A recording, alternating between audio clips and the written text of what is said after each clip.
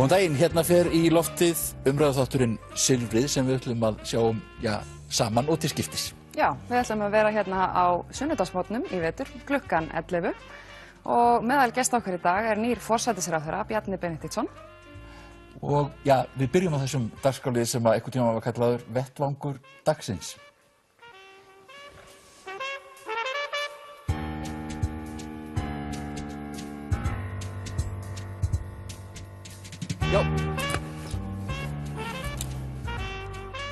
Já, góðu gestir, vettvangur dagsins. Hingað fáum við til okkar alls konar fólk. Við erum með stjórnmálamenn núna af nýkjörnu Alþingi sem að hóf störf síðla í janúar, en við ætlum að fá til okkur líka alls konar fólk hérna og þaðan.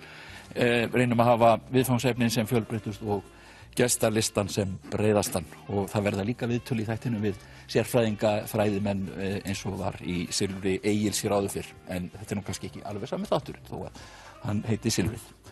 En hér eru hérna þingmenn hérna, Kolbeinn Óttarsson Proppé, Hanna Katrín Friðriksdóttir, Birgitta Jónsdóttir og Brynjar Þór Níelsson. Við ætlum að byrja á máli sem kannski er ekkert svo stórt, en það gýs upp alltaf aftur og aftur og komst í hámæli hérna fyrir helgina, og það er áfengisfrumvarpið. Það er komið fram nýtt áfengisfrumvarp, það er áberandi að það eru ungir þingmenn sem eru að leggja þetta fram, þingmenn úr öllum flokkum nema Samfylkingu og Vinstri grænum. Kolbeinn, þið eru ekki með í þessu?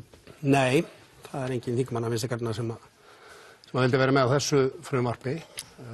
Sjálfur er ég nú ekki sérstaklega hrifinn af þessu frumvarpi. Mér finnst bæði svona menn fara hansi óvarlega í ýmsar ályktanir í greinargerðinni, svo plús að mér finnst menn ekki alveg samkvæmir sjálfu sér í þessu. Ég verð nú að segja það alveg eins og er að mér finnst svona þetta mál ekki eitt af þeim stóru, og ég hef ekki rosalega sterkar skoðanir á því. Ég ætla bara að leyfa mér að segja það, en ég hef þó þær skoðanir að menn verða að vera dálítið samkvæmir sjálfu sér, og í þessu frumvarpi láta menn annars vegar eins og áfengi sé bara hver önnur neysluvara. Eigi bara að vera við hliðina á hveitinu og hrísgrjónunum í búðum, eða þar að segja sér náttúrulega, en þú er ekki að keypt alltaf á sama staða. En hins vegar viðurkenna menn allskyns girðingar sem þurfi að vera. Það eru bara með aðra girðingar en það sem eru núna. Þetta má ekki selja nema milli 9 og 12 á kvöldin, og það eru allskyns reglur um þetta. Þannig að í frumvarpinu sjálfu viðurkenna menn lýðheilsu sjónarmiðin sem að ríkja gagnvart áfengi. En samt einhvern veginn hafnaður leið lýðheilsu sjónarmiðinum sem að allt lýðheilsu batterið kemur með fram, og í frumvarpinu segir eitthvað á þá leið að ekki hafi verið sýnt fram á með einhverjum skýrslum að aukið aðgengi áfengi auki neyslu, sem er nú bara einfaldlega ekki alveg rétt. Þannig að þetta frumvarp ekki mjög vel úr garði gert, fyrir nú utan það að svona svo þetta ósamræmi innan þess, og eins og ég segi að svona vera einhvern veginn að stökkva á þetta mál núna upp að þings finnst mér svona. Það er kannski það sem að menn velta fyrir sér, af hverju er þetta einhvern veginn komið fram? Þetta er ríkisstjórnin nýbyrjuð þarna, og þá er þetta mál allt í einu komið alveg í hámæli. Já, sko, það er náttúrulega kannski fyrst og fremst, þetta er svona ákveðin þversögn að segja þetta sé lítið mál og tala svo að þessi komið í hámæli. Þetta er bara eitt af töluvert mörgum þingmannamálum sem hafa komið fram undanfarnar vikur og er bara þar í biðröðinni. Þetta verður ekki fengið þinglega meðferð en þá. Engu síður er þetta í umræðinni vegna þess að fólk hefur áhuga á þessu. Fullt af öðrum litlum málum sem búið að leggja fram, og ég nefni nú bara sem dæmi hérna Vinstri græna Vinstri græna með þingsályktunartillögu afnám þess að það megi móðga erlenda þjóðhöfðingja. Það er líka lítið stórt mál, ég meina það er hellingur af svona málum. Þetta mál hefur komið fram oft áður, og ég er ekkert endilega sammála kollega mínu hér Kolbeinn í því að það sé einhver þversögn í því að þessi leggja fram núna séu annars vegar að leggja fram einhverja breytingar í frjálsræðisáttu, hins vegar að tala einhverja girðingar. Þarna eru menn einfaldlega að reyna að sætta þessar ólíku fylkingar sem eru til staðar varðandi þetta mál, og eru ástæða þess að þetta er í fjölmiðlum. Fólk hefur áhuga á þessu. Og persónulega mín skoðun svo að það að afnema einokun á sölu sé bara orðið tímabært, og meira en það hafa verið stigin gríðarleg skref í átti breytingar þar af hálfu ríkisins í sjálfu sér. En hitt, ég er höll undir lýðheilsu sjónarmiðin, þannig að ég þarf bara að fá að skoða þetta mál í rólegheitum persónulega. En skoðanakannanir hafa sýnt, held ég bara ítrekað, meirihluti þjóðarinnar er ekki hlynntur þessu. Það held ég að sé nokkuð, en það er augljós kynslóðamunur þar á og eins og ég segi, það er ungt fólk í þinginu sem leggur þetta fram. Brynjar. Já, sko, svona mál, sko, getur þjóðaratkvæðagreiðsla, sko, rugla þetta aðeins, því að, sko, ég hef engan áhuga á því að þjóðin sé ákveða eitthvað fyrir mig. Nei. Hvort að ég megi nálgast áfengi einhvers staðar. En ég er hins vegar alveg sammála Hönnu, sko, ég held að það er miklu sniðugur í sjálfu sér að fara styttri leið, afnema bara ríkiseinókunina. Já. Ekki endilega í þessu skrefi vera tróðið sín í Bónus og Hagkaup. Leifum bara öllum að prófa að selja þessa vöru eins og aðra vöru. Já. En ekki að ríki hafi einókun á því. En þú meinar að öllum megi selja að ég mætti fara að selja þetta út í bara sjoppu eða eitthvað svoleiðis? Bara sérstakri áfengisverslun. Þú vilt hafa sérstakar áfengisverslanir? Já. Í umsjón einkaaðila? Já, þú afnumur einókunum. Já. En mér er svo sem alveg saman þú svo inn í Bónus eða Hagkaup. En ég veit að truflar marga aðra. Já. Þannig að sé svolítið sátt bara þetta, að fara að hafa bara þetta milliskref núna og sjá svo til hvernig það gengur. Nú varst þú sko lögmaður og varst að verja menn sem voru í vandræðum og ég vissum að þú hefur orðið sko, þú fullt af illahöldnum alkólistum orðið á vegi. Já. Ég held að þeir hafi allt orðið á vegi mínu hvort sem þetta væri í ríkiseinungun eða inn í Bónus, sko. Vandamálin kannski við þetta að hafa þetta inn í verslunum væri það að við fengum okkur oftar.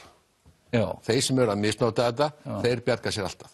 Birgitta, þú hefur lagt til að það verið haldið þjóðaratkvæðagreiðslu um málið þér. Ég meni, þarf að halda þjóðaratkvæðagreiðslu svona, á ég að segja, bara tilhengaskít? Sko, ef þetta væri tilhengaskítur, að þá myndi ekki allt samfélag alltaf frá hliðina þegar þetta kemur fram.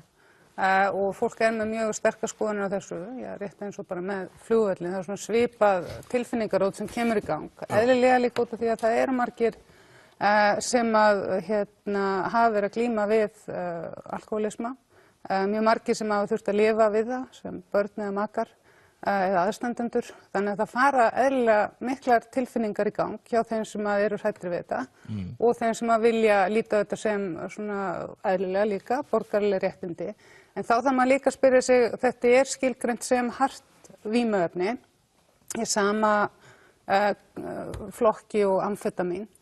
Og þá þarf fólk líka að spyrja sig, liði mér vel með að ég geti farið út í Bónus og keypt hasskökur og amfetamín, eða þarf að vera eitthvað sem að tryggir að það sem sagt, sé eitthvað gæðaeftirlit og tryggt að ungt fólk til dæmis sé ekki kaupa þetta út, því að það hefur sýnt sig, ég hef nú búið við það meðan þessi Danmörku og það jókst mjög drykkja ungmenna og það er mikil ungmennadrykkja þar.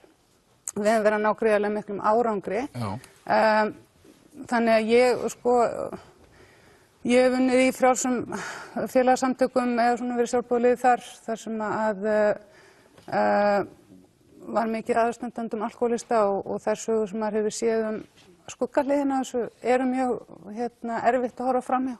Og þau bréf sem maður er að fá núna frá aðstandendum. Þið eru það að verða fyrir miklum þrýstingi frá almenningi og finna það að fólk er að pæla í þessu? En algjörlega jafnt. Ekkert síður frá þeim sem telja þetta fráleitt og benda á mjög sterkur rök fyrir því að all þessi dæmi sem við þekkjum misnotkun og annars slíkt. Þetta kemur frá landlækni og fleiri sem er að vinna í þessu málaflokki út frá lýðheilsusjónarmiðum. Algjörlega sammála því, en það er sama fólk sem bendir á að það er alveg hægt að stýra þessu aðgengi þó að sé aðrar aðilar en ríkið sem sinni því og það er líka hægt að benda á að það er hérna út á landi, Vínbúðin heitir það núna, þá er hún staðsett inn af litlum búðum, það er það bara vegna smæðar samfélagsins svona, þetta er til staðar. Vínbúðin hefur fjölgað útibúum núna alveg gríðarlega undanfarið. Vínbúðin auglýsir, vissulega ekki áfengistegundir, en hún auglýsir, hvað var það myndi eftir skilríkunum, það er auglýst. Þessi hluti, þetta er að gerast smá saman, þannig ég held að einhver millileið þarna þar sem að fólk fengi bara að sinna þessu málum, þessi ríkis einokunir eða afnumin, en það yrðu reglur, eftir svo Brynjar bendir á og menn Ég skil samt ekki af hverju er ekki tekið þá inn bara, þú veist, að ríki hætti af einokuna á tóbaki og af hverju, sem sagt, þar séu í raun og veru minni reglugerðir og skilyrðingar í kringum áfengi heldur en tóbak. Ríkið er ekki með einokun á smásölu í tóbaki. Nei, þeir eru með, sem sagt, þeir sjáum það. Já, við erum að tala um smásöluna hér á Miðflokksins. En sko, þér alvara með því að þetta að fara í þjóðaratkvæði? Mér finnst að vera ekta svona mál, og það eru margir ósammála mér, sem að sko það er bæði þingið klofið, oft þvert á flokka, og þjóðin sem sagt hún reyndar mikill meirihluti þjóðarinnar vill þetta ekki, þannig að ef að þingið eins og einhver ráðherra sagði núna nýverið að stundum þarf þingið að gera eitthvað sem að í andstöðu við meirihluta þjóðar. Mér finnst það svolítið skrítið að setja þetta upp þannig og þess vegna megi ekki setja þetta þjóðaratkvæðagreiðslu. Umræddur ráðherra nefndi reyndar í því samhengi söluna á símanum sem sennilega versta dæmi sem við getum tekið. Já, nákvæmlega. Leituna að sölu ríkiseigna sem hefur verið misheppnar en hún. En heyriði hvernig við erum að tala um þetta hérna, krakkar. Það er allir að samþykkja það hérna. Að það þurfa að vera einhverjar sérreglur, þurfa að vera girðingar, það þurfa að vera einhver lög og svona. Það er enginn sem ég heyri í sem að segir áfengi bara eins og hver önnur neysluvara. Eins og mjólkin. Já, eins og mjólkin. Af því að það er allir sammála væntanlega að það þurfa að vera eitthvað aldurstakmark. Viljum við að 6 ára börn geti farið að keypt sér. Ef við segjum nei, þá erum við búin að segja þetta er ekki eins og mjólk. Þetta er ekki eins og sykraðar vörur, þetta er ekki eins og toffíkrisp eða skítlis eða hvað það er. Eins og sumir vilja vera láta. Það er allir sammála um það að það þurfa að gilda sérreglur áfengi. Þegar þú ert búin að samþykkja það, leiðum mér aðeins að klára hérna, þegar þú ert búin að samþykkja það, þá snýst þetta orðið á endanum bara um það hvort að ríkið hafi enga leyfi á því að meðhöndla þetta sem hefur verið skilgreint sem fíkniefni og vímuefni eða hvort að enga aðra eiga að gera það. Og mér finnst að standa upp á þá sem vilja breyta kerfinu, að fullvissa okkur og sannfara um það að það muni ekki hafa þær afleiðingar í för með sér sem að landlæknir og lýðheilsu yfirvöld spá að muni gerast og styðjast þar við gögn úr öðrum löndum. Það á ekki að vera þeirra sem vilja óbreyta ástand að sanna að eitthvað muni gerast ef þú breytir því. Heldur akkurat hinna sem vilja breyta ástandinu. Sko, menn geta alltaf sagt eitthvað svona. Þetta er bara, menn geta sagt satt. Vilt þú að hver sem geti geta á því? Leiðum mér aðeins að komast það. Ég ætla bara að segja þér það núna. Landlæknir segir auðvitað, hvaða landlæknir segja? Hann er auðvitað að gæta að heilsu þjóðarinnar. Auðvitað vill hann helst hafa ekkert áfengi í landinu, sko. Ég er bara að segja það blasir samt við okkur, þrátt fyrir þetta, að vínbúðum hefur fjölgað hér 20% ef ekki 100% á síðustu árum. Það opnar nýtt veitingahús og vínveitingaleyfi gefið út á hverjum degi. Samt hefur drykkja ungmenna mín. Hvað ætlar landlæknir að segja við því? Þetta er bara staðreynd. En ég er hins vegar ekkert að mæla með því. Ég lít bara auðvitað áfengi eins og apótek. Já, það eru reglur það, hvernig menn afgreiða það. Og enga sjáum það, ríkið þarf ekki að sjá þetta, Kolbeinn. Já. Þú ert alveg ótrúlega mikil ríkissinni, það er svo enginn sé treyst nema einhver embættismaður. Ég elsku Brynja mín, ekki fara niður á þetta plan, elsku kallinn. Þú fórst á þetta plan? Fór ég á þetta plan, ég er bara að segja þér það. Þú vilt ekki afnema ríkiseinum? Ég vil hlusta á þá sem að betur þekkja til lýðheilsu landsmanna en Brynja Níelsson sem segir, auðvitað hefur þetta með lýðheilsu að gera, það er það sem ég er að segja, þú ert vísvitandi að snúa út úr eða skilur ekki það sem ég er að segja. Hvernig getur það haft með lýðheilsu að gera, hvort opinber starfsmaður rekur búðina eða einkaaðili? Það sem ég er að segja, en þú virðist ekki geta hlustað á, er það að við viðurkennum öll að áfengi verða að gilda sérreglur. Það eina sem við erum ekki sammála um er hvaða reglur það eigi að vera. Við erum ekki að tala um þetta, við erum að tala um hver rekur búðina. Við erum að tala um það að vímuefni, fíkniefni eins og áfengi sem hefur verið að koma inn á markaði núna, okkur myndi ekki detta í huga að setja í hittur einhvers staðar. En við búum við það því að það er sama við menningu okkar. Eins og að við búum við þannig kerfi, sögulega, að ríkið hefur séð þetta og það er ekki eins og Ísland sé eina landið í heiminum sem er þannig. Þetta er bara mjög víða praktísera svona. En við erum með kerfi sem virðist virka. Þeir sem vilja breyta kerfinu, þeir verða að sýna fram á það að muni ekki hafa slæmar afleiðingar í för með sér. Það er ekki kerfisbreyting hvort að Jón Jónsson eða Guðmundur rekur búðina. Þú ert náttúrulega greinlega fylgjandi því að það séu mikla geitingar, þetta sé eins og ég segi, þú segir ekki bónus eða... En í þessu frumvarpi líka verið að opna fyrir að þetta sé fara á auglýsingamarkað. Akkur má ekki vera sem tóbak þá? Nákvæmlega, og akkur má það ekki vera í bókum. Ég meina, mér finnst alveg ótrúlega mikil hræsni í kringum þessa tvo málaflokka. Brennivínsauglýsingar náttúrulega flæða yfir okkur í gegnum netið. Ég breytti tíma frá því að þessar Já, ég meina, persónulega, þá er mér, finnst mér, það eru mjög skipta skoðanir innan Pírata hvernig ég að leysa þetta mál. Og mér finnst einn aðalkostunum við þjóðaratkvæðagreiðslur vera sá að þá er hægt að fá fullt af upplýsingum fram á yfirborðið og fólk getur tekið upplýstar ákvarðanir. Getum við í það minnsta þegar við erum að ræða þessi mál bara farið yfir þær umsagnir sem við fáum núna inn á þingið og reynt að gera þær aðgengilegar almenningi og getum við haft nefndarfundi þetta þá bara opna fyrir almenning. Skulum fara í annað mál.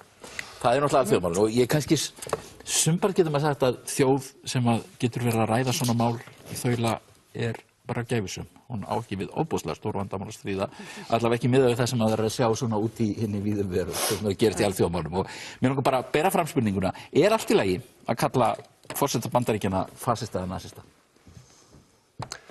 Já, mér... Ég ætla að Hanna. Já, ég byrja. Já. Ég held að tiltekinn forseti Bandaríkjanna, hann ber nú kannski fyrst og fremst sjálfur með orðum sínum og æði ábyrgð því hvernig aðrir tala hann, sko. Þannig að ég held að þessi spurning eiginlega einhvern veginn afleiðing af einhverju öðru. Ég myndi aldrei halda því fram að undir einhverjum kringumstæðum væri það réttlætanlegt. Og mér finnst hann vera komin ansi nálægt í því sem hann gerir, sko. Þannig að ég veit það ekki. Mér finnst þetta hins vegar... Sko, við bara erum með forseta, ég má aðeins taka hann orðið, sem kjörinn til, sko, ef maður horfir á þetta, sem virðist ekki skilja, eða minnstu kosti ekki bera mikla virðingu fyrir þessari þrískiptingu vald sem að okkur vestræn lýðræðisríki eru byggð upp á. Það er að segja framkvæmdavald, löggjafavald og dómsvald.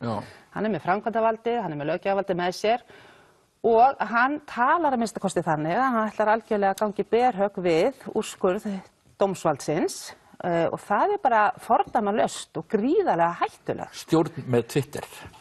Já, og hótunum og yfirlýsingum, þannig að ég meina hann allavega daðrar við þetta, það er ekkert hægt að segja það öðruvísi, kannski eigum við að bíða og sjá hver niðurstaðan verður, nú eru þeir búin að áfrýja þessum niðurstöðum, þessa alríkisdómara það ekki? Jú.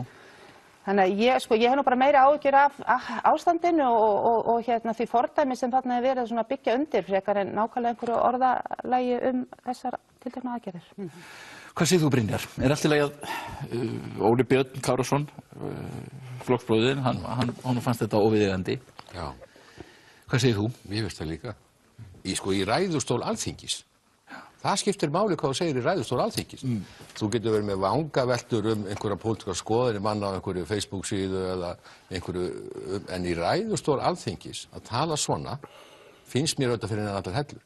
Fyrir auðvitað það missir alveg marks og eiginlega tekur þá sem tala svona bara út úr umræðina mínum mati.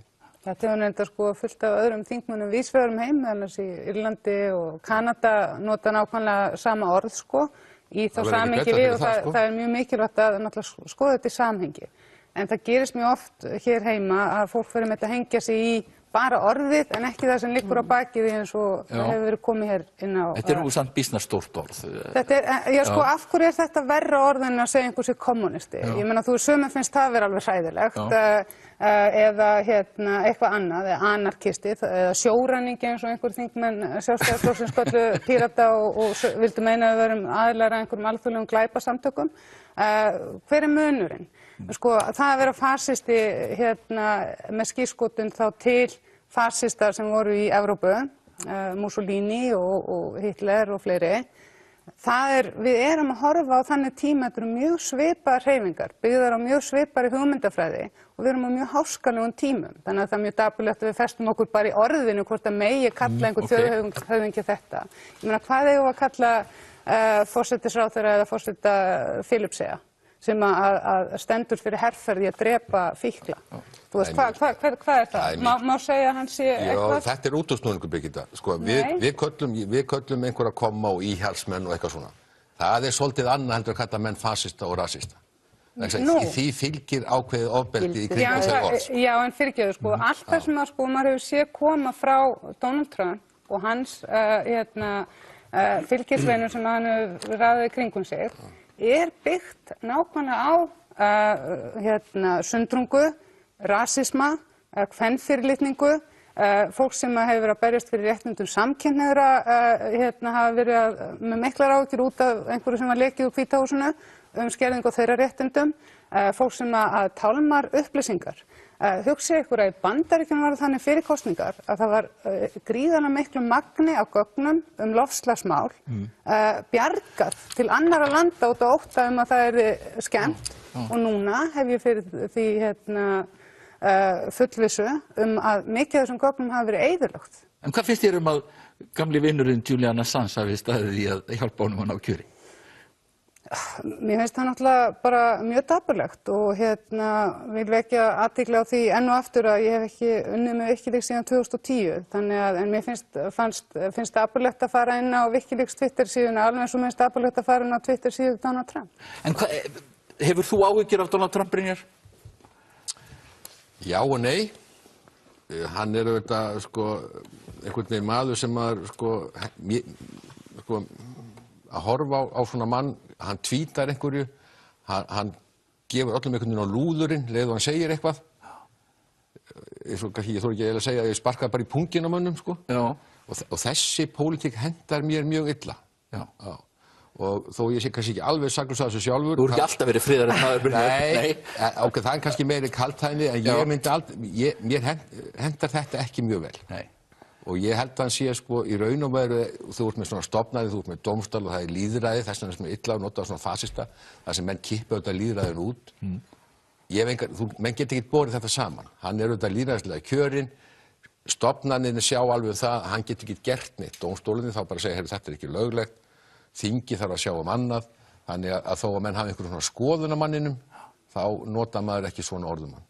Ekki að mínu viti. Nei. Líf 100.000 manns var sett í uppnám þegar hann setti bannið á til dæmi, En mér finnst þetta mjög merkilegt að spurningin náttúrulega sem blasir kannski við okkur heima og í Evrópu það bara hvernig, hvort að við þurfum að fara að hugsa einhver kerfi bara upp á nýtt, hvort að þú veist að NATO sé í hættu sem hefur verið svona hornsteinn, Vinstri grænir kannski ekki miklu NATO-vinir, ég veit ekki hvort að þeir myndu beinlínis fagna því að NATO leystist upp og svo hann beinlínis fjandsamlegur af Evrópusambandinu og við erum náttúrulega partur af Evrópusambandinu gegnum EES. Og fjölmiðlum sem náttúrulega líka hvað hann gengur hart að þeim einlega ræðist á fjölmiðla almennt, Já, bara hverjum þeim mjög áhugavert hvað áhrif hann hafa þá þróun.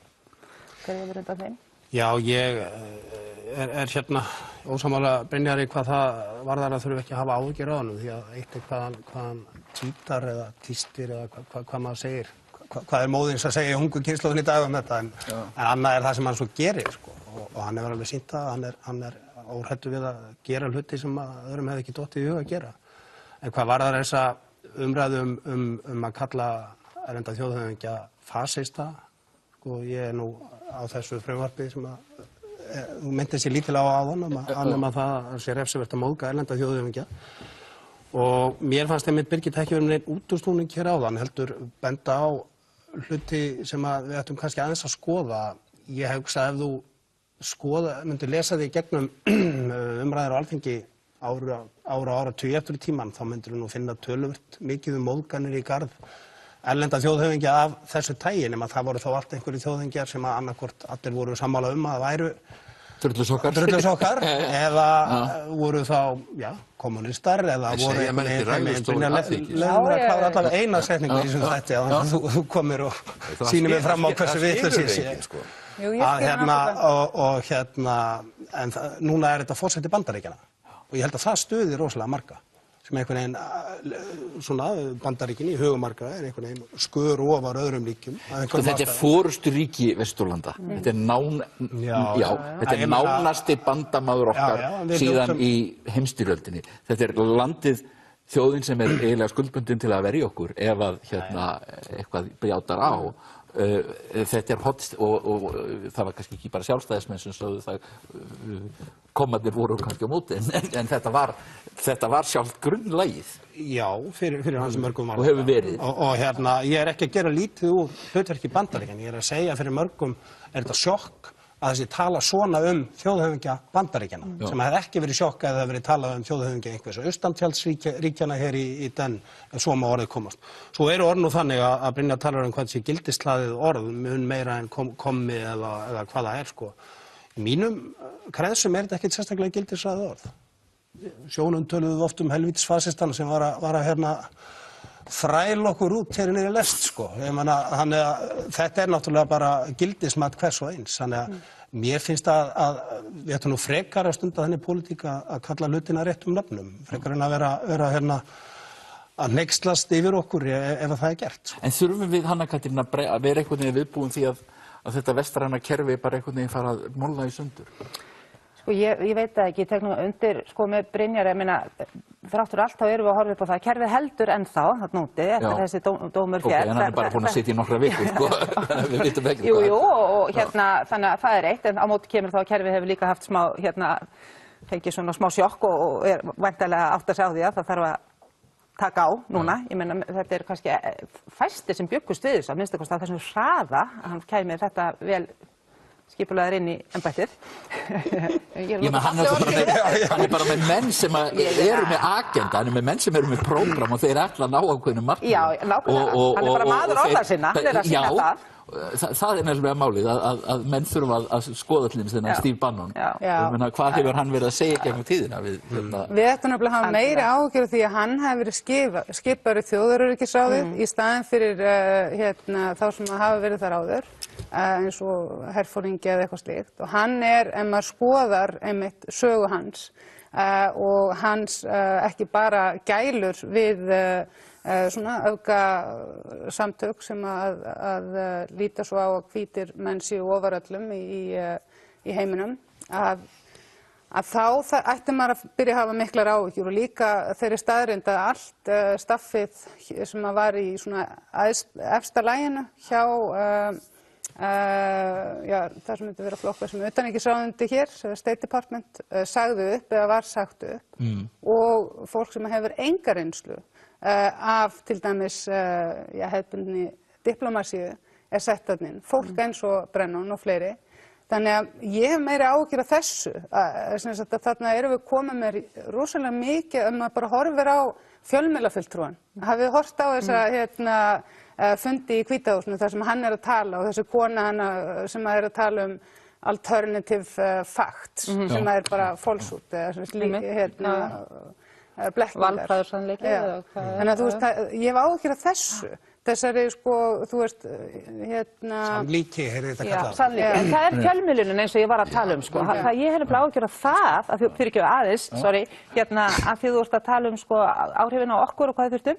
Ég held eiginlega það sé að það hríslist niður, hvernig hann einhvern veginn markvisst ræðist á fjölmiðla og það eru við almenningurinn á móti elitinu og fjölmiðlun, staðsettu fjölmiðla þar, grefur undan því, þá erum við komin í ákveðin vandræði ef að þetta fer að breiðast úr.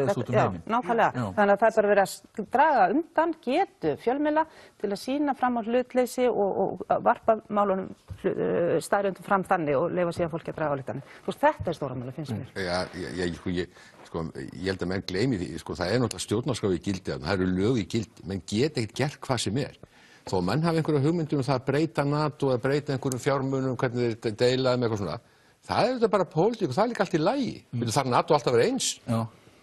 Ég er miklu meiri áhyggjur af Evrópusambandur heldur nokkuð tímann Bandaríkjunum hvað þetta var þar. Mér finnst eins og Evrópusambandi sé algjörlega einhvern veginn að kóðna niður og ég held að sé miklu meiri breytingar í farvatni í Evrópu heldur nokkuð tímann þarna út í Bandaríkjunum. Og svo verður það sem kannski bara ekki kosinn til 4 ár. Þessar áhyggjur hef ég ekki af. Ég er bara auðvitað áhyggjur þegar hann er að djöflast í þessu fíflar í öllu og sumir geta verið sammála því bara og aðrir geta verið ósammála því. En einhvern veginn eru allir farnir að hjörunum út af þessum manni. Er ekki mönnum fær bara vakna í svitabaðunóttinu og Sumir er bara styrjöld eins og bara á tíma kúpudeilunar. Ég var bara aðeins og ungur til að vera því að alltaf bara í En eins og þú bendir á, þá er hann alltaf búinn að sitja mjög stutt í embætti. Hann tilheyrir flokki sem er með meirihluta á þingi.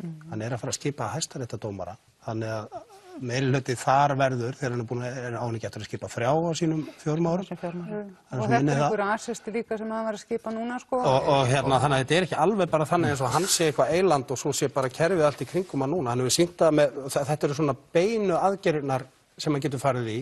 Það eru tilskipanirnar og það er nú eitt. Hann skuli nota það jafn mikið og hann hefur gert núna á fyrstu dögum sínum í embætti því að þær fara fram hjá öllu þessu valdöllu og svo vorum við bara að sjá, ég vakna heldur ekki í svitakófi en ég er heldur ekki bara haldandi að þetta verði sumar og sóla því að kerfið allt muni halda, hann er að koma sér allstaðar inn í kerfið og lögum er hægt að breyta. Svo ég vitna nú bara í hann sjálfan. Ég ætla að segja eitthvað. Nei, það er bara eins og lýðræðið þú breytir bara meirihluti breytir lögum, það er ekki nýtt í því. Þú getur alveg haft áhyggjur af því hvað meirihlutin er að gera. Ég til dæmis áhyggjur af því hvað meirihluti Alþingis er að fara að gera. Ég ætla að koma inn á 2 lítil mál hérna. Það annars vegar, hvað segið þið, eða lítið mál, það kannski stórum málin. Bara örstutt, sjómannaverkfallið, á ríkið að fara að grípa inn í þar. Það var frétt í Mogganum það að menn væru orðnir óþolinmóðir innan sjálfstæðisflokksins að ríkið fara að gera eitthvað. Ég meina sjómannaverkfallið að dragast á langinn. Það mikið tjón og þetta mjög vont mál, en einhvern veginn eins og ég hef nánast við fljótum sofandi að Feðurhúsi. Finnst þér að ríkið að grípa inn í byrjun? Ef mat manna þannig að ef menn ná ekki saman, þetta sé bara stál í stál, þá verður auðvitað löggjafald að grípa inn í einhvern tíma. Einhvern tíma? Já. Finnst þér að sá tímis fara að koma? Já, ef svo stað þannig að deiluaðilar og ríkissáttasemjari metu þannig að þeir mun ekki ná saman, hvað eigum við að gera? Eigum við bara að horfa á? Nei, ég mun ekki standa í því. Birgitta, Östur? Mjög lítið hrifin af því að ríkið sé að skipta sér að, en mér finnst líka bara mjög mikilvægt að hafa það í huga að sjómenn eru búin að vera samningalösi lengi. Þeim gert að borga alls konar gjöld á meðan að eins og þetta olíugjald og fleira, á meðan að útgerðin í raun og veru að fá mikinn hagnað út af gengi krónunnar. Þannig að ég bara myndi mjög gjarnan vilja sjá, auðvitað ekki út af verkfalli. Nei, út af gengi krónunnar. Það það ákveðið þrýstingur á Þorgeiri Katrínu, ráðherrann úr þínum flokki. Já. Og ég meina, og hún hefur lýst yfir og það skoðun okkar að það algjörlega fráleitt að ríkið grípi inn í þessar deilur þessara tveggja aðila. Það hins vegar alveg rétt að eins og komið verið fram hjá formanna atvinnuveganefndar að þeir sem eru að sýsla með þessa sameign þjóðarinnar, þeir bera gríðarlega ábyrgð og eftir öll þessi skipti, ég man ekki síðan 2001 það ekki, sem að ríkið hefur þurft að grípa inn í þessar deilur, þá fer nú kannski að verða fullreynt að menn bara ráði við þetta, að sjá þessi mál svona og þá held ég að aðgerðir ríkisins þurfa að vera aðrar en að grípa inn í eitthvað eitt tiltekið deilumál í viðbót, þá þarf bara að endurskoða þetta samningslíkan, ef það virkar ekki fyrir þess aðila, þá þarf bara að endurskoða það og endurskoða þetta alveg í heild. Þannig er verið að sýsla með gríðarlega hagsmuni, þetta sameign þjóðarinnar, það gengur margt vel þarna, þetta þarf bara að komast í lag, en fyrst og fremst liggur ábyrgðin hjá þessum tveimur aðilum sem þarna deila. En ég tek undir það, hagsmuni þjóðarinnar eru gríðarlegir, bæði sameiginlegir og þeirra einstaklinga sem þarna hafa verið, ekki síst þeir þriðju aðilar sem að missa lífsviðurværið út af þessu. En við hljótum sinn allavega að trúa því að þeir ráðu við verkefnið. Kolbeinn, örstutt bara. Nei, við höfum að leyfa samningsaðilum að semja og ekki að ganga á verkfallsréttinn og að leggja þjóðarsett mat á þetta. Við gerum þetta alltaf í krónum og aurum. Þetta eitthvað meira virði en leikskólakennarar í verkfalli eða sjúkraliðar eða röntgentæknar eða hvað það skiljiði. Við getum ekki hugsað allt út frá krónum og aurum. Bara eitt mál sem mér langaði líka að nefna svona Östur. Er það annars svona smáað líka? Já, þetta tvö mál sem staðbundu. Við erum að komið með afstöðuna hérna. En það þetta sem að fjármálaráðherra var að segja að til þess að ná utan skattsvik og annað, þá þyrftum við bara að fara að útrýma reiðufé. Og ég veit að margir einhvern veginn voru undrandi og þeir litu kannski á þessum persónuverndarmál og allt það. Og það líka að við þurfum þá að eiga öll, erum einhvern veginn nánast bara skyldu til að eiga öll okkar viðskipti gegnum banka. Hvað finnst ykkur þetta? Mér finnst það bara galið og út af því að stærstu skattsvikin eru peningar sem flæða út úr landi ekki í reiðufé. Ég ekki að sjá fyrir mig þá... Þetta náttúrulega fólk að borga iðnaðarmönnum og sendi ferðabílstjórum. Já, sjálfsögðu. En ég veit fullt af fólki sem vill nota reiðufé, ekki út af því að það að gera eitthvað, ef allir að fara að setja stimpil á alla sem að nota reiðufé að þeir svo gera eitthvað vafasamt.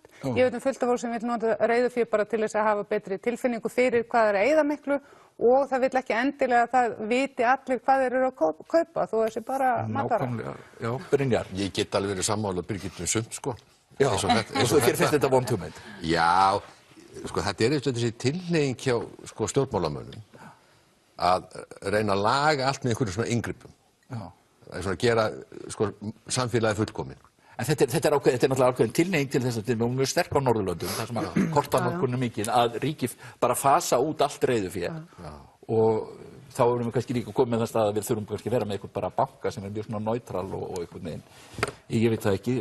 Já, þá þurftu allavega að gera það ókeypis að nota kortin. Ókeypis að nota kortin, það er ekki hægt að neyða því til að nota einhverja eina aðferð til að greiða sem að tikka svo alltaf inn hjá einhverju fyrirtæki sem á kortin. Ég meina, við erum að byrja á byrjunni. Ef að neyða allir til að nota kort, þá gerir það ókeypis, gerir það þannig að þessu ekki hægt að taka gjald fyrir að nota kort. Já, við erum ekki að fara að láta alla nota kort. Mér finnst þetta alveg galin hugmynd.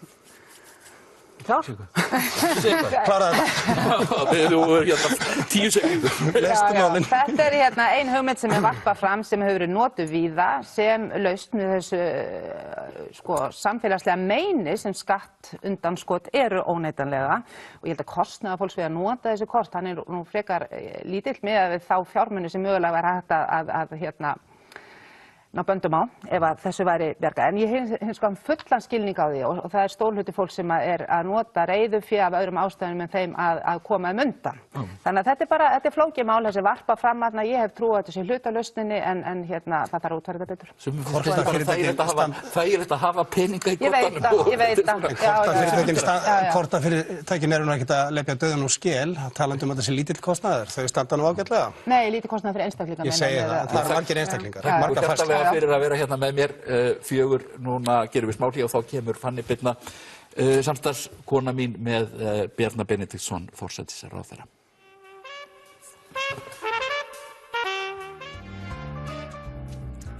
Hjá mér er sestur Bjarni Benediktsson, forsætisráðherra í nýrri ríkisstjórn Sjálfstæðisflokksins, Viðreisnar og Bjartri framtíð. Velkomin Bjarni. Við skulum byrja aðeins á þessu skýrslumáli. Það var svona 2 skýrslur sem að koma út núna nýlega og stjórnarandstaðan hefur kvartað svolítið yfir því að hafa ekki fengið þessar skýrslur í aðdraganda kosningana. Það er annars vegar skýrsla leiðréttinguna, hvernig hún dreifðist á tekjuhópa og hins vegar síðan skýrsla eignir Íslendinga á aflandssvæðum. Þessar skýrslur voru báðar tilbúnar fyrir kosningar en komu þó ekki fram fyrir nú nýlega. Hvernig skýrir þau þennan drátt á þessari birtingu? Já, þetta eru eins og þú segir 2 ólíkar skýrslur. Aflandsskýrslan, ég hef sagt með hana að hún var tekin saman að mínu frumkvæði. Ég boðaði það í þinginu að það væri nauðsynlegt til þess að undirbyggja betri umræðu þessi mál, umfang þessara mála og til þess að kafa betur ofan í það, hvort það væru breytingar sem við þessum að gera, annarkvort í eftirlitskerfunum hjá okkur, nú eða í lagaumhverfinu. Þá þurfti ég að fara nánar ofan í saumana á þessum málum og ég hafði vonast þess að við gætum tekið umræðum þessa skýrslu í þinginu og óskaði eftir því þess vegna að skýrslan yrði að skýrsluhöfundar myndi ljúka sinni vinnu síðsumars. Það urðu síðan ákveðnar tafir, svo eru bara hlutirnir einfallega á svo mikli hreyfingu þarna síðustu dagana fyrir kosningar, síðustu vikurnar fyrir kosningar að ég eiginlega renn út á tíma og með að koma málunum fyrir þingið. En í þessari umræðu þá er látið að því liggja að það hafi átt að koma ríkisstjórnarflokkunum eftir atvikum mér sem fjármálaráðherra eitthvað vel að þessi skýrsla kem ekki fram. Og þá spyr ég bara, hvaða atriði eru það í þessari skýrslu sem að hefðu komið sér illa fyrir ríkisstjórnina, fyrir mig sem fjármálaráðherra eða með einhverjum hætti verið mikilvægar til þess að skerpa línur fyrir kosningar. Sú umræða hefur aldrei farið fram. Ég bara kalla eftir því vegna þess að gerðum að skoða efnisatriði skýrslunar að þá gerir þessi skýrsla í sjálfu sér ekki annað heldur en að kalla á fleiri skýrslur, frekari skoðun. Hún upplýsir mikinn gagnaskort og menn eru að reyna að slá á umfang þessara mála og það liggur á hundruðum milljarða bilið sem að menn eru að geta sér til varðandi umfangið. En hún samt sem áður setur hlutina í ákveðið samhengi, hún sýnir manni hvar brotalambirnar eru og eins og þú segir, hvar þarf að kalla eftir frekari upplýsingum og hefði ekki verið skynsamlegra fyrir kosningarnar að hafa þessa skýrslu til umræðu, frekar heldur en að taka þessa umræðu í upprópunustíl eins og þú sjálfur talaði að hafa verið gert með skiltabirtingum og... Jú, enda hef ég sagt það. Ég hef sagt það hér við Ríkisútvarpið að svona eftir á að hyggja hefði verið best að bara dembenni beint inn í þingið. En það sem ég er að gera athugasemdir við er þegar látið að því liggja að það hafi verið einhver ávinningur af því fyrir mig eða ríkisstjórnina að skýrslan var ekki umræðinni. Vegna þess að ef menn skoða skýrsluna sem að allt og fáir hafa gert með umræðina að þá sjá menn að það er ekkert í þessari skýrslu sem að gera annað heldur en að setja hlutina svona aðeins betur í rétt samhengi. Ég nefni sem dæmi þegar við erum að tala umfang þessara mála. Þá þreifst í þinginu umræðum það að heildarskattsvik á ári væru 80 milljarðar. Og ég man eftir því að Katrín Jakobsdóttir velti upp þeirri spurningu við mig sem fjármálaráðherra, hversu hátt hlutfall af þessum 80 milljörðum gætu verið vegna aflandsmálanna. Og það fór ekkert á milli mála hjá þeim sem voru að fylgjast með. Að það var látið að því liggja að verulegur hluti af þessum 80 milljörðum sem ríkisskattstjóri hefur talað væri vegna þessara mála. Þess vegna væri þetta svona brýnt og mikilvægt. Skýrslan sýnir að þetta á bilinu, við skulum segja 3–6 milljarðar á ári, mögulega, á þessu langa 25 ára tímabili. Og þá situr eftir önnur spurning, Fanney, sem þessi. Hvað með þessa 75 milljarða sem að ríkisskattstjóri hefur þá bent á að liggja annars staðar? Og hvers vegna ekki meiri umræða á borð við þá sem fjármálaráðherra núverandi að reyna að setja á stað það hvernig við getum tekið með öðrum hætti á þeim hluta vandans, hvort sem að menn gera það með því að þrengja að notkun reiðufjár eða með öðrum hætti. Sko, það verður að fá alvöru efnislega umræðu þessi mál. Til þess var skýrslan. Og mér finnst bara algjörlega að hafa mistekist hjá þeim sem hafa reynt að halda því fram að einhverju hafi verið leynt fyrir fólki að sína fram á hvað var það sem var verið að halda leyndu. En þetta, ég held að fólk geta alveg ímyndað sér það að einhver mistök hafi verið gerð eða tímaleysi hafi orsakað það að ein skýrsla kæmi ekki fram fyrir kosningar. En þetta eru 2 skýrslur og þú getur að skilja það þegar fólki finnst þetta kannski ekki góð vinnubrögð og kannski eitthvað skonar pólitísk klækjabrögð. Já.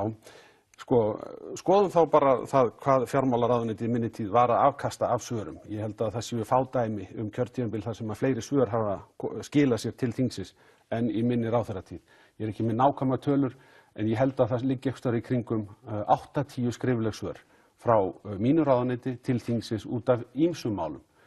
Fyrir utan alla sérstöku umræðurnar en fjármálaráðherrann þegar ég var fjármálaráðherra þá var engin ráðherra sem var oftar í sérstakri umræðu í þinginu. En þetta er náttúrulega ekki einhver mál, fyrirgefðu. Þetta er annars vegar leiðréttingin sem var stærsta mál ríkisstjórnarinnar. Mér langar endilega að tala leiðréttingun nefnilega. Það er ekki gott hversu langan tíma tók að bregðast við þessari fyrirspurn. Fyrir mér það hefði þetta í raun og veru ekki átt. Mér finnst óskiljanlegt að þetta hefði tekið mikið meira heldur en 3 mánuði eitthvað svoleiðis. Mér bara þykir leitt að það skyldi hafa dregist. En að halda því fram að ég hafi haft einhvern sérstakann ávinning af því að kom ég veg fyrir að umræða leiðréttinguna ætti sér stað í aðdraganda kosninga. Þessu er einmitt öfugt farið. Þessi fyrirspurn, hún sem sagt datt niður dauð við kosningarnar vegna þess að menn þurfa að endurnýja fyrirspurnir til ráðherra. En fjármálaráðuneytið gerir rétt með því að birta svarið enga síður þá bara í skýrsluformi. Þarna verið að svara því hvernig áhrif leiðréttingarinnar koma við allar tekjutíundir, alveg óháð því hvort að fólk var með lán sem þurfti að leiðrétta eða ekki. Og menn velta sér mikið fyrir þessu og segja, já þarna koma nýjar upplýsingar í ljós. Fyrir hvern eru það nýjar upplýsingar að leiðréttingin sem henni var miðað að skuldsettum heimilum með verðtryggð lán, að hún hafi ekki skilað sér til þeirra sem engin slík lán höfðu? Eru þetta nýjar upplýsingar? Hvar er viðleitni þeirra sem hafa viljað setja þessa umræðu á stað til þess að gera sambærilega skoðun á því hvernig segjum vaxtabætur og sérstaka vaxtabætur komu til heimila með engar skuldir? Auðvitað skilaði sér ekki einasta króna af þeim 18 milljörðum sem voru settir í vaxtabætur og sérstaka vaxtabætur 2011 og 2012 í tíð ríkisstjórnar Jóhönnu Sigurðardóttur til tekjulægstu tíundina, ekki einasta króna, ekki frekar heldur en að barnabætur skila sér til barnlausra hjóna. Þetta auðvitað algjör dellu umræða að láta sem svo að það séu einhverja fréttir í því að fólk með engar eignir, engar fasteignir sem sagt, að það skuli ekki hafa fengið leiðréttingu. Þetta algjört rugl og ég skil bara ekki að það sé ekki meira viðnám við þessari umræðu raun og veru í almennri umfjöllun þessi mál. Í ríkisstjórnartíð Jóhönnu Sigurðardóttur voru 210 milljarðar teknir af heimilunum með dómstóla niðurstöðum og með 110% leiðinni. Í 110% leiðinni var meðal niðurfærslan svona eitthvað 7 milljónir. Í þessari aðgerð okkar 1 milljarður. En stóri munurinn er sá að við fjármögnuðum þessa aðgerð. Við fjármögnuðum hana með því að skattleggja slitabúin. Upp á 40 milljarða tæpa ásamt með fjármálakerfinu að öðru leyti. Já, fjármagn sem að hefði náttúrulega geta komið inn í samneysluna en er þarna notuð til þess að niðurgreiða lán og mestmegnis hjá þeim sem að eiga mest. Þannig að þú getur alveg sagt að þetta hefði ekki alveg getað komið sér vel fyrir því í umræðinni en það eru líka þeir sem að horfa á þetta þannig að þetta sé ekkit endilega þitt besta mál og ekki skynsamleg nýting á almannafé. Þetta var ekki félagsleg jöfnunaraðgerð. Leiðréttingin var aðgerð sem var henni var beint að efnahagslegum vanda sem við Íslendingar höfum við að etja sem að lýsti sér í því að íslensk heimili voru hann allt of skuldsett. Við höfum náð meiri árangri í að leiðrétta þá stöðu heldur en allar Norðurlandaþjóðirnar. Við höfum náð miklu meiri árangri. Svo skulum við spyrja, hvað höfum við verið að gera til þess að auka félagslegt réttlæti í þessu landi? Hvað höfum við verið að gera til þess að styðja til dæmis almannatryggingakerfið og annað þess háttar? Og það verða ekki fundin önnur 4 ár eins og þau sem að nú síðast eru liðin, þar sem að fjármagn til almannatryggingakerfisins hefur verið aukið jafn mikið og kaupmáttur bóta hefur vaxið jafn hratt eins og í tíð síðustu ríkisstjórnar. Þannig að ef menn vilja tala félagslegar aðgerðir við mig og setja leiðréttingunni í eitthvað samhengi við það, þá bara endilega vegna þess að við höfum stórbætt réttindi í almannatryggingakerfinu á sama tíma og við gerum þetta og við héldum ríkissjóði hallalausum allan tíman.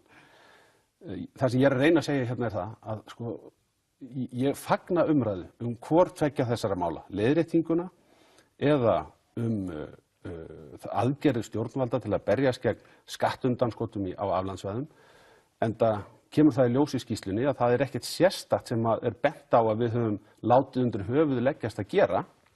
Þvert á móti í raun og veru verið að segja að það nú þegar búið að gera ýmislegt og meðal annars vorum við að gera það núna á sumarmánuðum í þinginu. Já. Eitt svona í lokin á þessu skýrslu umræðu og það er í varðandi þessa skýrslu eignir á Íslendinga á aflandssvæðum.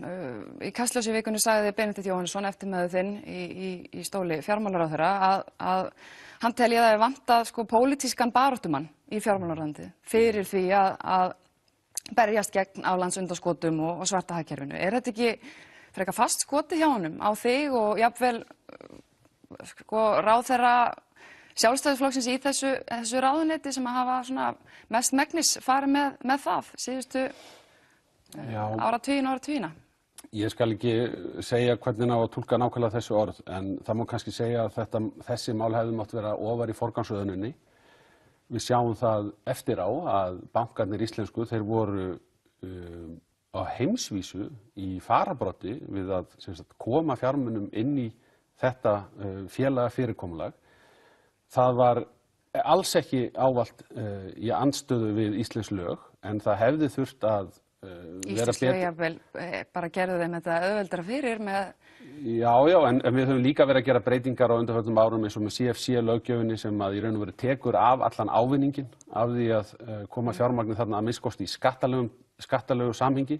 Þá er allur ávinningurinn tekinn tilbaka nokkurn veginn. En það sem ég vildi kannski segja er að sko, það sem við horfum á eftir að við höfum fengið þessa nýju skýrslu sem kallar svo sem á frekari skoðanir er að við erum ekki að fást við sama vandamálið í dag eins og við sáum fyrir hrun. Það er alveg augljóst. Umfangi er allt annað og annars eðlis. Varðandi það hvort að þetta mál hafi fengið nægilega mikla málafylgi á undanförnum árum, þá bara bendi ég á það. Ég var fyrsti ráðherrann sem að keypti gögn af huldumönnum, lagði það til í ríkisstjórn og við fengum fjárveitingu frá Alþingi til þess að uppræta og það hefur skilað sér í endurálagningu upp á 100 milljóna, þó ekki nema 100 milljóna í allri þessari milljarða umræðu og eflaust á margt eftir að koma fram í frekari rannsóknum þar. Ég hef sömuleiðis verið í fararbroddi fyrir því að spyrja, þó ég hef aldrei lagt það til við Alþingi, ég lagði það inn í efnahags- og viðskiptanefnd. Eigum við að fara sömu leiðir eins og Norðurlöndin að gefa mönnum tækifæri til að gera hreint fyrir sínum dyrum gegn því að borga sérstakt álag, sérstakt viðbótarálag en vera lausur undan refsingunni. Þannig að ég hef nú lagt ýmislegt á mig fyrir utan það að skrifa undir staðla OECD og Ísland hefur undanförnum árum verið að gera upplýsingaskiptasamninga. Þannig að í dag að minnsta kosti, ef að spurt er hvað er Ísland að gera til þess að uppræta og komið í veg fyrir að maður geti nýtt sér skattaskjólin og það er borið saman við það sem önnur ríki er að gera, þá held ég að við getum alveg tvímælalaust sagt að við séum meðal þeirra þjóða sem er að gera hvað mest. Förum aðeins í aðra sálma. Þetta byrjar erfilega hjá ríkisstjórninni. Það sjómannaverkfall og það hefur staðið yfir núna í margar vikur. Einhverjir í þínum flokki hafa verið að kalla eftir aðkomu stjórnvalda að þessu með einhverjum hætti, óljósum hætti meira að segja, svona kannski ekki skýra tillögur hvað á að gera. Kemur til greina að þinni hálfu og ríkisstjórnarinnar að stíga inn í þetta annarkvort með lagasetningu eða þá með einhverjum breytingum á skattalögum? Það ekki uppi svo krafa af hálfu þessara deiluaðila að ríkið einhvern veginn höggvi á hnútinn með aðkomu sinni. Bara sú krafa hefur ekki verið að berast til mín. Þau atriði sem deilt eru annars eðlis og varða þetta hlutaskipta fyrirkomulag og þar sýnist mér að deilan sé í miklum hnút og sé mjög erfitt líka að stíga inn í þann ágreiningspunkt og senda hann til þriðja aðila til úrlausnar. Það sem að mér finnst að við eigum að spyrja okkur svona í ljósi þessa verkfalls sem að kemur á eftir mörgum öðrum verkfallum sem að við höfum gengið í gegnum undanfarnum árum einfaldlega það hvort að við þurfum ekki að fara að endurskoða þennan ramma vinnumarkaðarins sem að virðist ekki hafa fram að færa neinar leiðir til þess að höggva á hnútinn þegar það stál í stál. Það þetta hrikalegt þegar við komumst á þann punkt eins og til dæmis í læknaverkfallinu og það verið að loka skurðstofum á spítölum til þess að knýja fram betri kjör fyrir lækna. Það rosaleg staða. Eða þegar börnin okkar fá ekki aðgengi að kennslu, svo vikum skiptir jafnvel mánuðum vegna þess að menn get ekki komið sér saman kaup og kjör. Og hvað hægt að gera til að breyta þessu? Og núna stöndum við fram fyrir því að ein af okkar mikilvægustu auðlindum ekki nýtt, svo mánuðum skiptir vegna þess að menn komið sér ekki saman á vinnumarkaði það hvernig eiga að skipta hlutum. Þetta hlýtur að vera okkur umhugsunarefni til þess að ekki bara spyrja ætlar ríkisstjórnin ekki bara að setja lög á þetta og stoppa þennan ágreining. Heldur líka, ekki einhverjar brotalamir í vinnumarkaðsmódelinu hjá okkur að það skuli ekki vera einhverjar útgönguleiðir þegar að menn eru komnir í öngstræti. Það það sem að ég held að við þurfum að velta upp og í því sambandi oftast talað að við gætum stóraukið vald ríkissáttasemjara, að við gætum þvingað menn til þess að þurfa að hlíta hinu almenna merki markaðarins svigrúm til launahækkana ef að menn ná ekki niðurstöðu í samningum. Þetta auðvitað mjög viðkvæmt útfærsluatriði og ég ekki að boða einhverja meira áttar uppstokkun, en þetta í raun og veru kjarni þess samtals sem hefur verið í gangi undanfarin ár undir merkjum SALEK á milli almenna opinbera markaðarins og stjórnvalda. Og því miður dálítið frost í því samtali núna, en það hefur allt saman miðað að því að við færum okkur nær svona norræna módelinu og myndum þróa og þroska leiðir til þess að komast út úr svona öngstræti.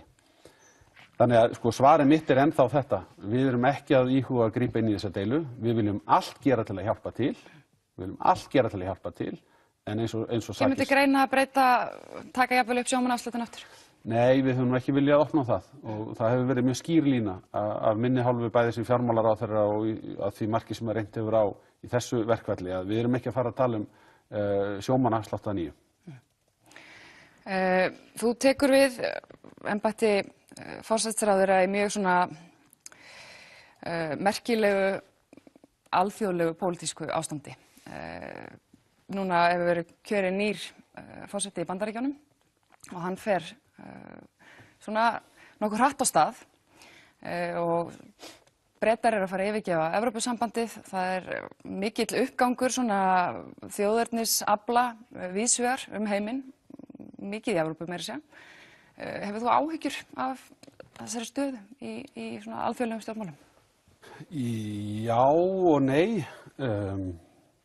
Mér finnst það vera áhyggjuefni hvernig svona ímynd Bandaríkjanna akkúrat í augnablikinu og ég nú ekki viss að það sé allt alveg sanngjarnt sem að sagt í þeirri umræðu.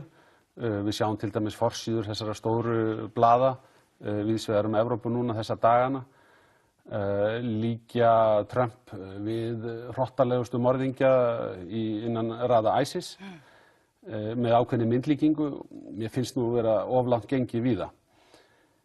Það sem var sláandi varðandi þessa tilskipun forsetans var að hann var að Bann við að einstaklingar frá ákveðnum löndum kæmust til Bandaríkjanna. Já, það var, en þetta auðvitað tilskipun sem í mörgum liðum og einn liðurinn sá að stórdraga almennt úr komu flóttamanna til Bandaríkjanna. Það nú ekki beint í anda þess sem að Evrópuríkin hafa verið að gera. Þau hafa verið að reyna að finna lausn á því hvernig væri hægt að taka við þessum mikla straumi og við höfum reynt að leggja okkar af mörkum, bæði með því að senda fjármagn út og taka við fólki hingað heim. Bandaríkjaforseti leggur blátt bann við flóttamönnum frá Sýrlandi, sem nýtt, sem býsna afdrifarík ákvörðun. Og svo verið að taka til endurskoðunar þessi skilyrði fyrir því að menn komum til Bandaríkjanna.